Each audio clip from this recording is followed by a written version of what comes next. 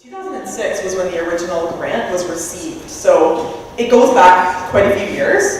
And at that time, there really wasn't any research or best practices on how to deliver support to women living with HIV in Ontario. And at that time, there were a number of interested stakeholders, so the Ontario HIV Treatment Network, or OHTN, Voices of Positive Women, which was an AIDS service organization with a provincial mandate to serve positive women. There were some community leaders and academic researchers. They all came around a table and decided, okay, let's do this. However, because there wasn't much research on the topic, an effective model of support was needed on how to deliver this type of support. But anecdotally, within the community, there certainly was an awareness that peer support definitely works. So that's why peer support as a model was chosen. So where does case management come into play? Well, we already know through a number of research that's been done that case management is an effective model of care. It can consider and address the complex needs of people living with HIV and link people living with HIV to relevant services. Research has also shown that case management can ensure that women living with HIV have access to social support and medical services, and the outcome of that is an improvement in their quality of life. The traditional case management approach, though, is not always appropriate, as we know, especially when you consider hard-to-reach populations and those that maybe are living in more resource-limited communities. So when you use peers, it can certainly enhance a traditional model of case management. Why peers? Well, as we all know, and as we heard earlier today, peers understand the community self-culture. They can provide skills while engaging with clients in their own social worlds. And they actually give more credibility to a program and can make sure that a program of support is very accessible to a community. So what did we hope to achieve in wHEALTH? Well, our overall goal was to investigate different types of support in the community, so it was a community-based program for women living with HIV, and we focused on the Greater Toronto, Hamilton, and surrounding areas. We received funding through the OHTN Capacity Building Grant Program, as well as a CIHR operating grant through the community-based research stream. The primary objective of wHEALTH was to determine whether a proactive, peer-delivered, strengths-based case management intervention, wHEALTH, it's a bit of a mouthful, was effective in increasing physical and mental health-related quality of life when we compared it to a standard health promotion and support program. So this would be your standard care program that you would see available through AIDS service organizations. And specifically, we were looking at women living with HIV. So that, of course, is very much a mouthful. It's research language. We understand that. And what we're here today to do is to break down and talk about it in more accessible ways. But just to briefly say, okay, what the heck is health-related quality of life? Well, essentially, it's health status. It's how do people feel about their health. It incorporates physical, social, psychological, and cognitive functioning. And it's really people's perception of their health.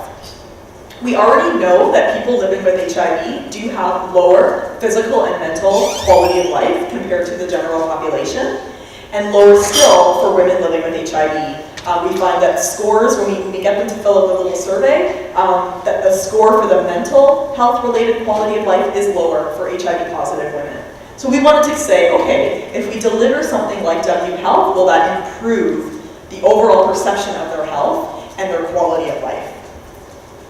And when we say standard care, for this was almost like a comparison group. So we wanted to consider the programs that were already available out in the community. It could have been through the AIDS Network, it could have been through Voices of Positive Women. So what's already available for women? And when we add this new program, how do the two groups compare? We also wanted to understand whether this case management approach, this intervention, wHEALTH, could decrease symptoms of depression, could increase social support, and could improve coping skills. And we wanted to understand the client satisfaction between these two groups. So like Adriana mentioned this morning, depression, social support, and coping, those are all relevant issues for women living with HIV, and we wanted to explore those through this research project. We also had a qualitative component. So we actually wanted to sit down and ask women about their experiences in the project and represent the voices of women living with HIV in our knowledge dissemination. We wanted to gain knowledge regarding the connection between how the services were delivered, their social support, their mental health, and their quality of life, if all those things intersected, and understand their experiences. And of course, we had this mountain of survey data that we need to contextualize, or basically make sense of. We had all these numbers, let's hear the stories and see how the stories align with those numbers.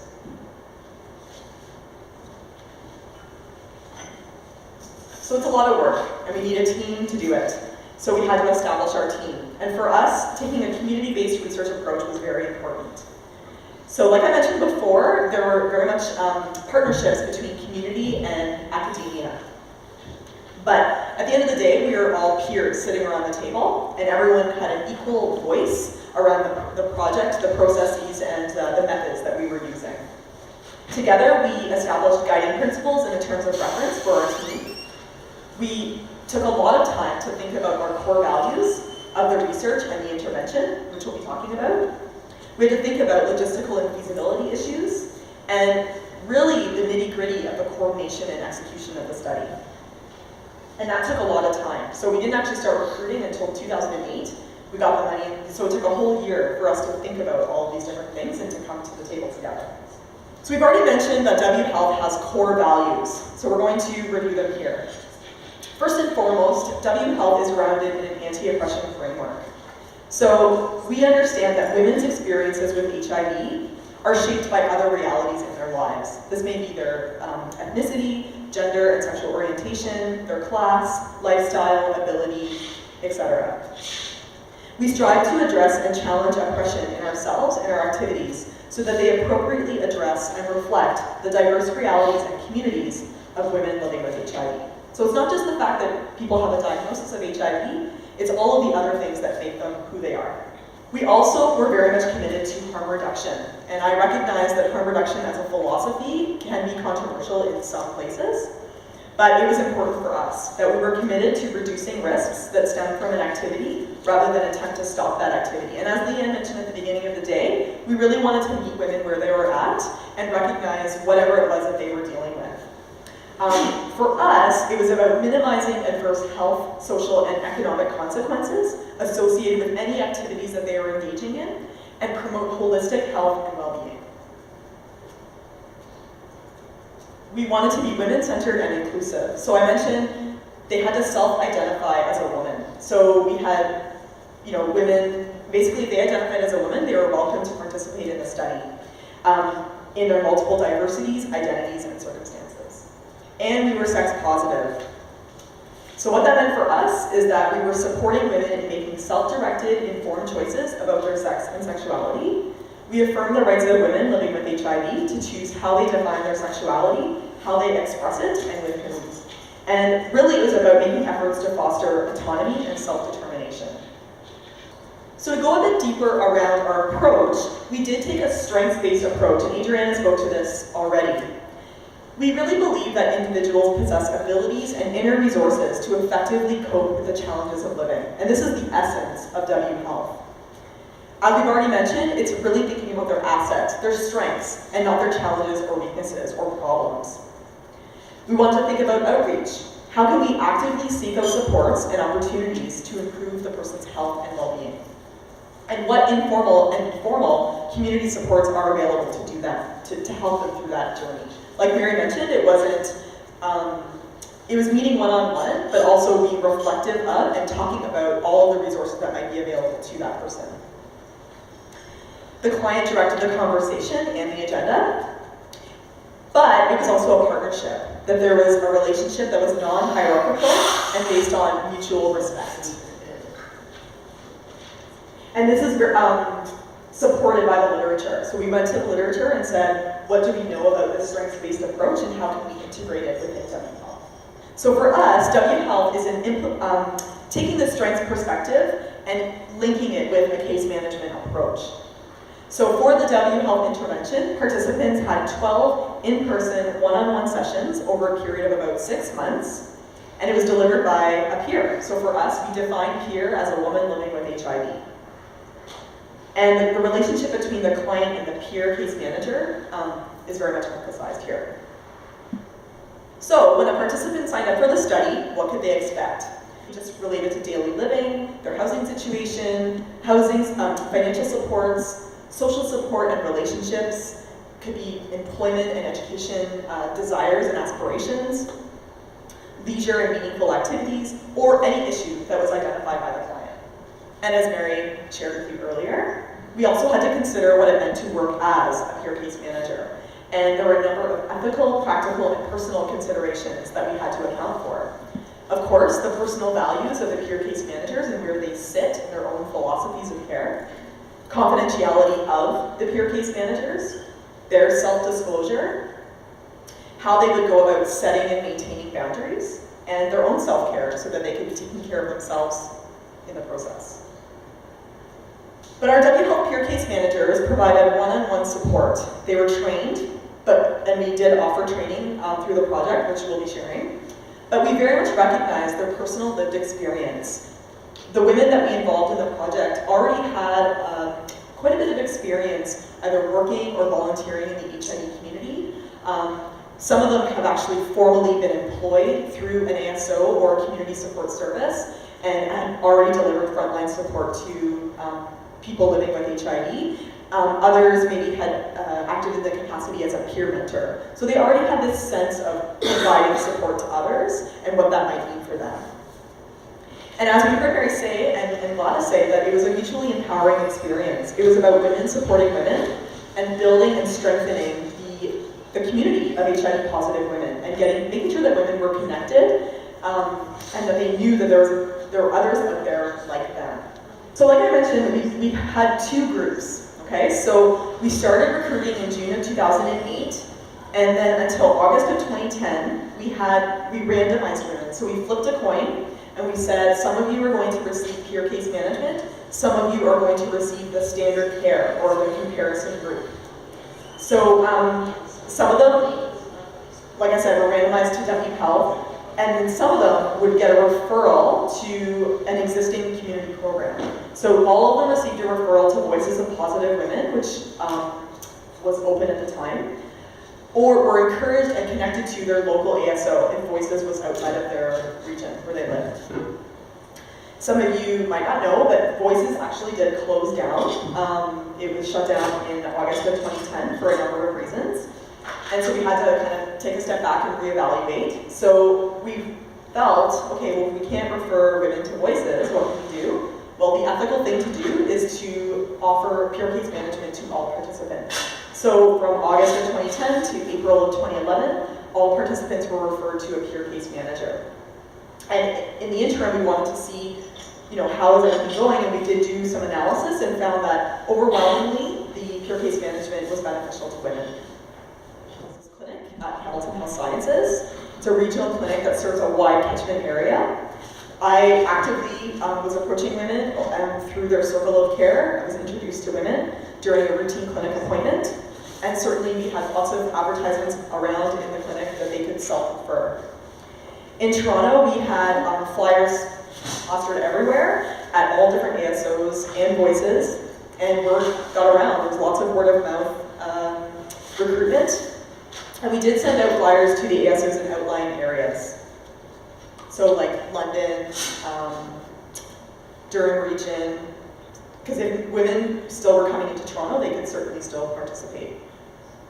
This is a busy slide, I get that, but I just want to highlight we had a ton of data, and women were so gracious in filling out the surveys throughout the project, and we collected a lot of information because we really wanted to holistically understand their experience in the project, and we collected the information before they started the sessions, at the end of the session, so after 6 months, and then again 3 months after they had completed the session. So they hadn't done anything for about 3 months. And we really had to think about the training and capacity building of our team to ensure that our peer case managers were ready to provide this support. So before we started recruitment, we had 7 full days of training with our team of peer case managers.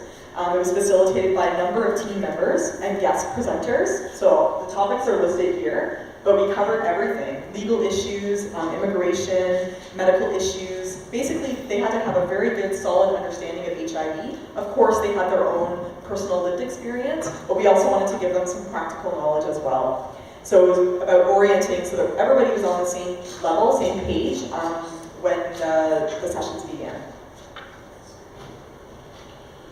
But it didn't stop there. We had to certainly maintain our team and offer ongoing communication and support. So we had monthly debriefings with the frontline team that was recruiting and seeing the participants.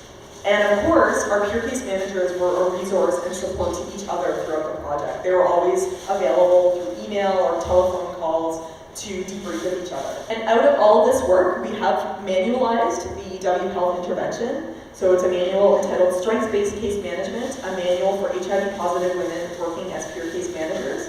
And it's a guide to help women who are acting in that capacity as a peer mentor, as a peer case manager. And if you are interested in the manual, please come and talk to me at lunch, and we can make arrangements to get the manual to you. And it was an iterative process.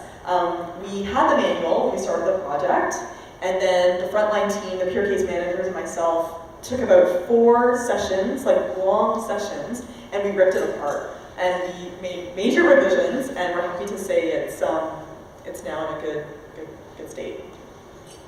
Because it certainly reflects the actual experience of the peer case managers.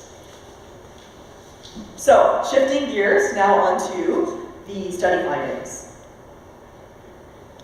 So we had 121 women consent to participate in the project.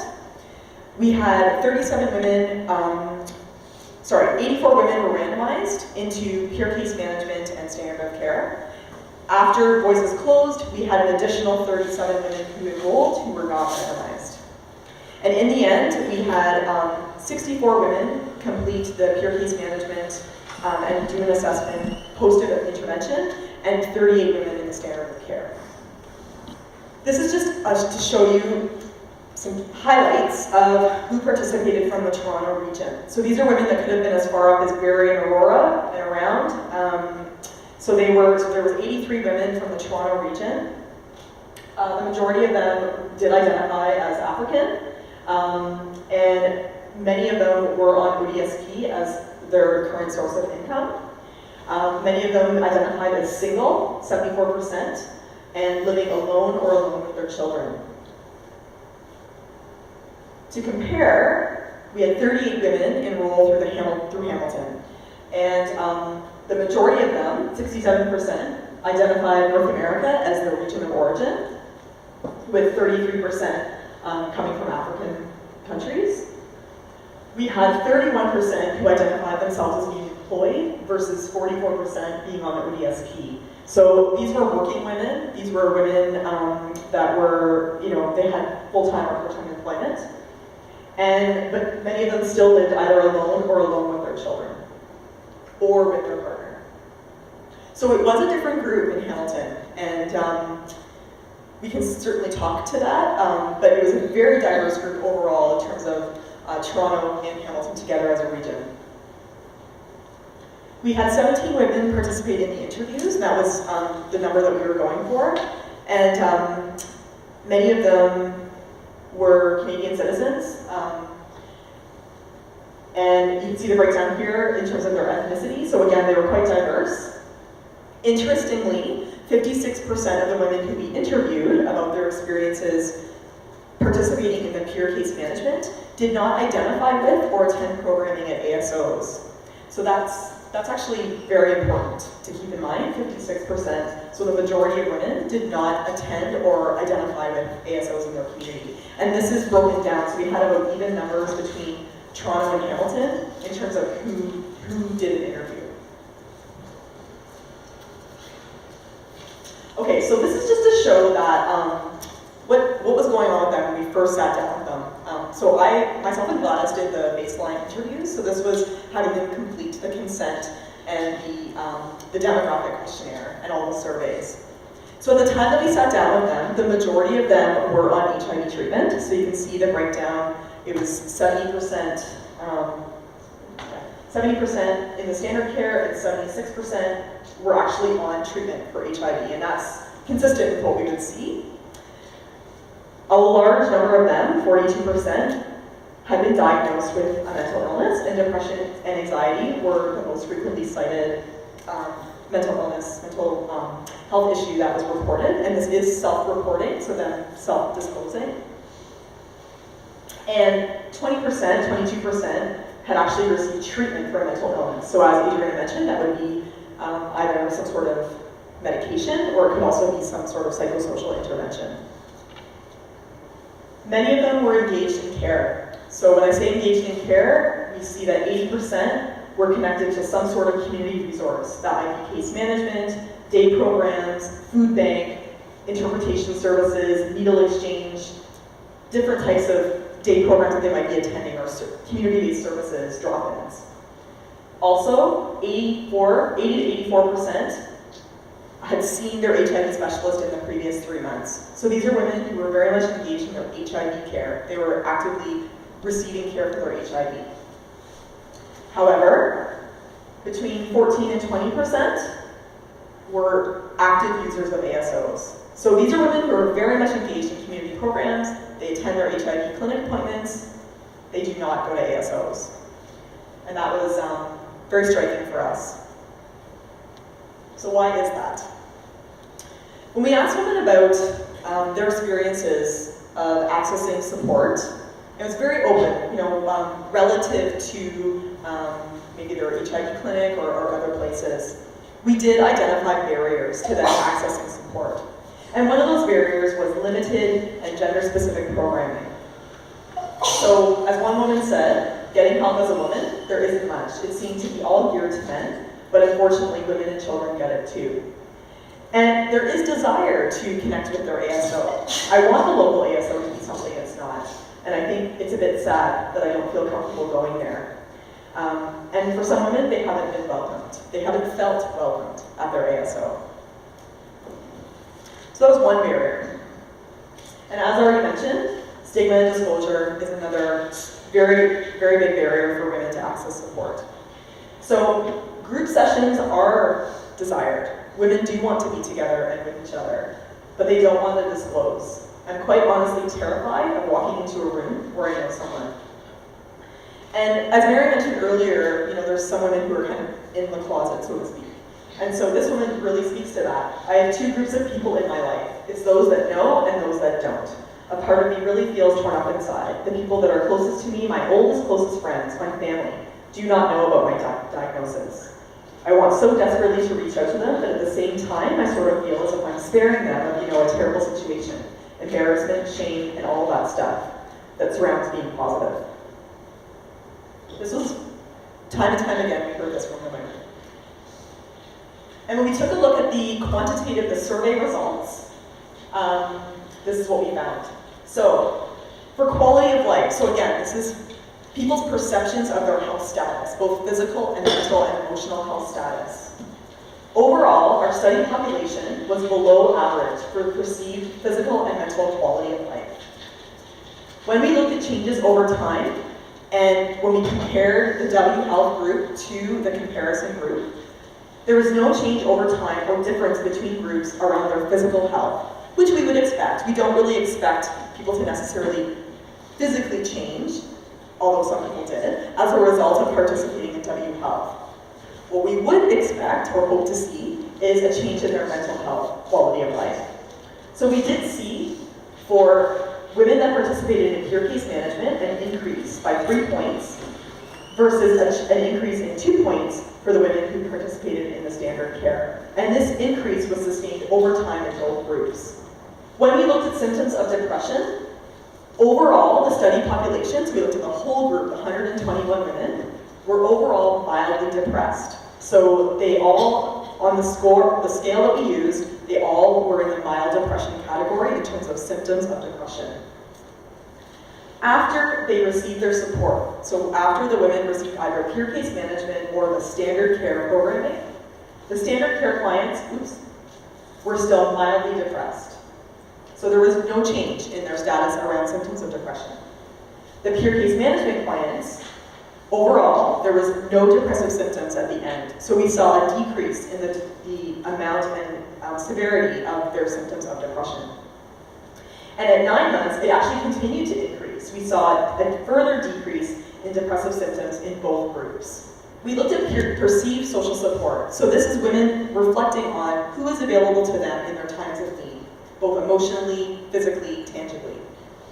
And at baseline, we actually found that both groups had moderate social support from family and friends. So they could identify family and friends that would support them.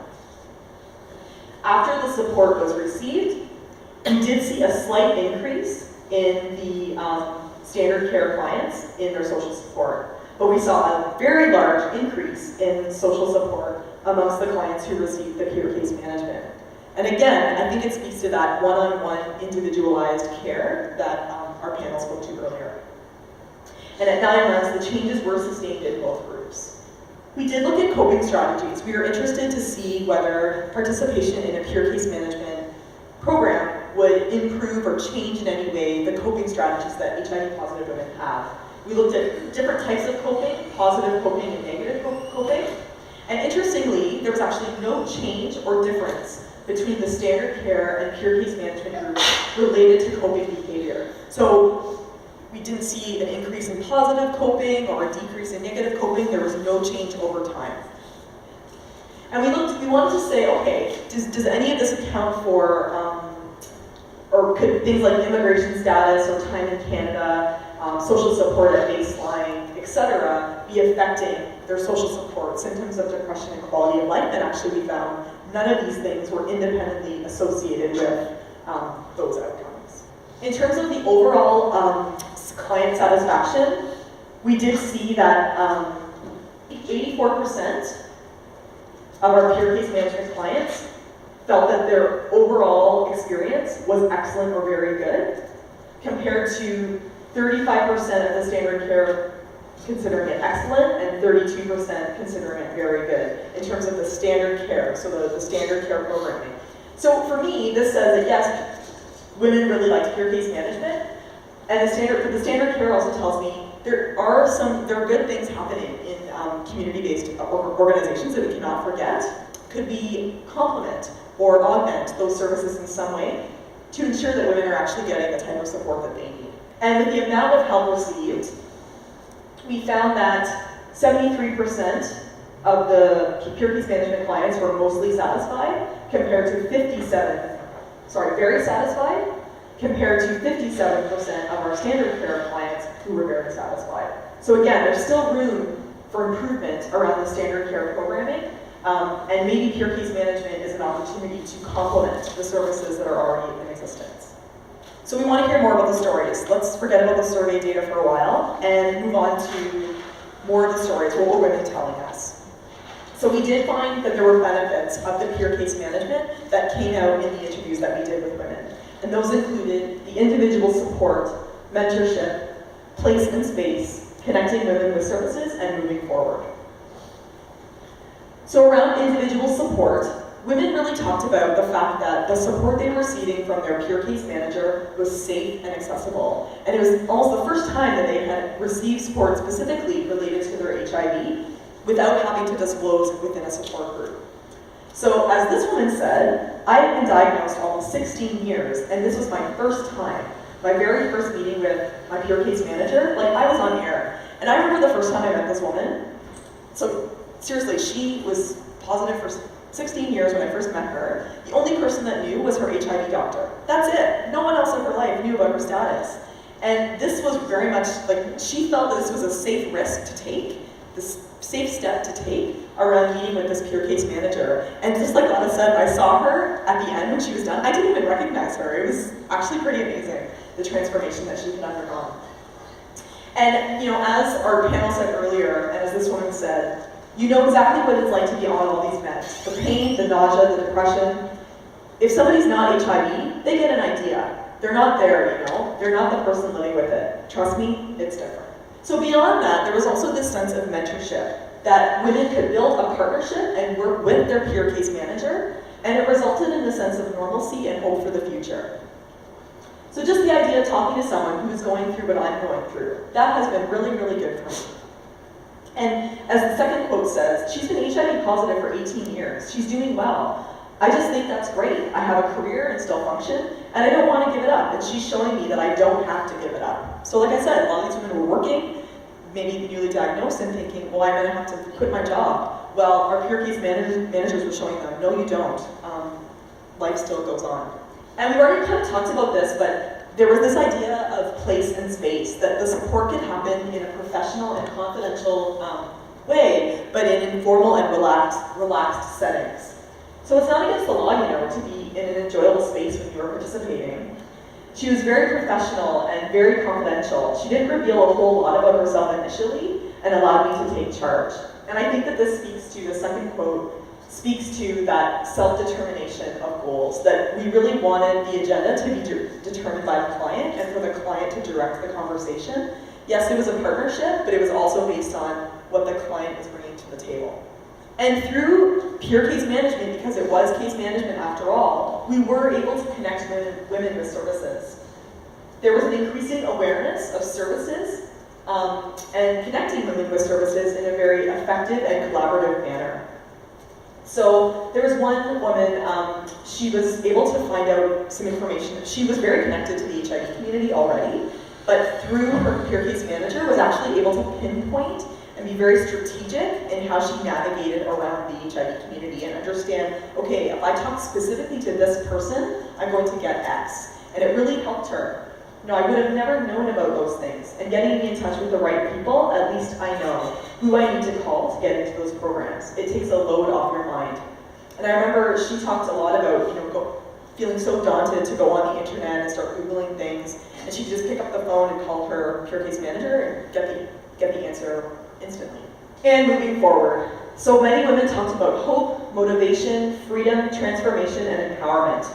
I feel you have brought me out of the cage, so I feel really free now. I've learned a lot. I have learned to stand my ground. I've learned to advocate for myself. And same thing, I remember this woman, I met her, she had only been in Canada for a few months, and she was, timid and quiet, and again, I saw her at the end, and I literally did not even recognize her. She really did come out of the cage. It was incredible. So I said all these very positive things. We want to also highlight the limitations, because this program may not be for everyone. And it wasn't. And as we talked about earlier, we had 120 women consent, but not everyone finished the intervention for a number of different reasons.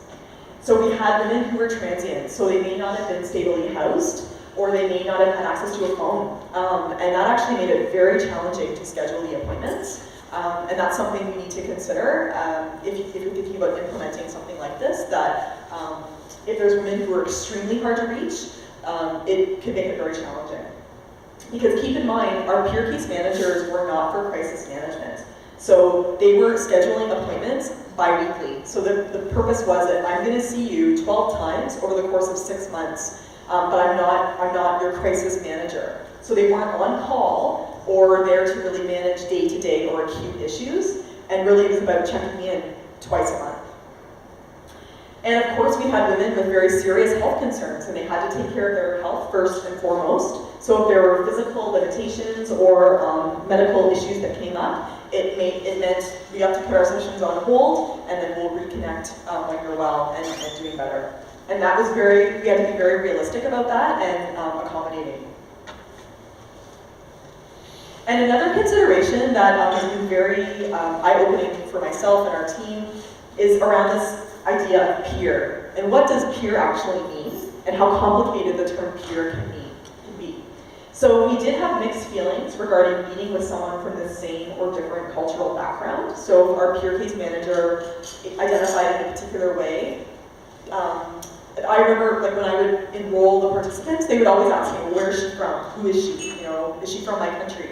And we had to talk about that. We had to be very open about that. So this one woman said, it doesn't matter where you come from, you both have the same thing. And we heard that from a lot of women. And this woman, I guess as long as the chemistry is right and we feel comfortable, and I feel comfortable talking to her then, I don't think it has any relevance. So, okay. Well, this woman here then said this. Maybe it's a cultural thing. My family doesn't know. If I talk to somebody in my culture, I'll just feel like, oh my gosh, somehow it will kind of go back to my family. I'm more comfortable with somebody who doesn't know my family or doesn't know my culture. So, she first thought, okay, if there's chemistry between us, everything will be okay. But hold on a second, she better not be for my culture, because otherwise, there might be some conflict, or there might be some issues that we have to address together. Okay, last slide.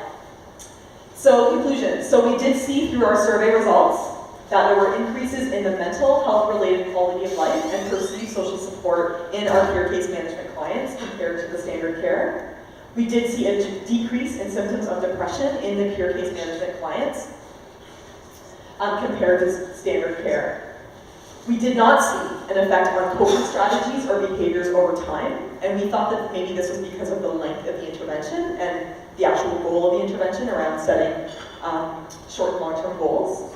And again, we didn't actually see statistical significance between groups because our sample size was quite low, and there were some limitations with the outcome measures that we used. Through our interviews, we did identify barriers to accessing HIV-related support, and the women very much highlighted numerous benefits to peer case management, which I went through. But we have to consider the hard-to-reach groups and how we define peer in the context of peer-delivered support, because it is complicated. So, we now need to think about the implications for practice and service delivery. And so, what we're going to now do is break for lunch, but we're going to reconvene at 1 o'clock, and we're going to talk about this and get you together, and we have some questions for discussion.